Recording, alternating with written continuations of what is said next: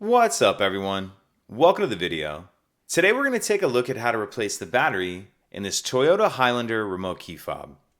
So this key fob is going to use replacement battery CR2032, and I'll put a link in the description box of this video to where you can purchase these batteries if you're in need.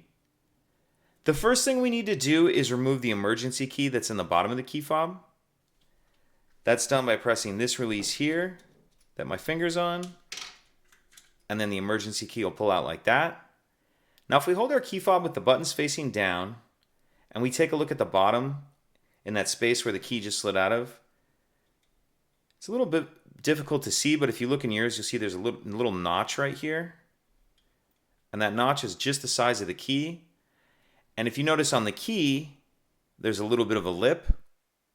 What I'm going to do is stick the emergency key in that notch, and then I'm going to twist like this, like I'm opening a lock with a key. So stick it in that notch, make sure it's all the way in, and then twist. And as you do that, it pops the shell of the key fob apart. Go ahead and pull the back half of the shell off. And if your board sticks in the back half like this, that's fine. Go ahead and just pull it out and then set it down in the front like that. Now we're going to want to grab a small screwdriver or even something with a point on it. We just want to be able to fit in this small notch right here. I'm going to get in that notch and just get under the battery and pop it out of that holder.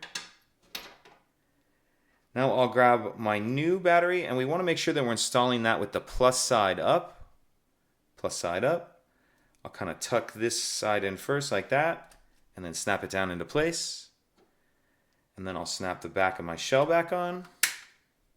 Slide my emergency key back in, and that's it.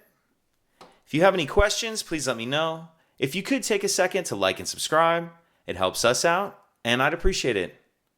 Thank you.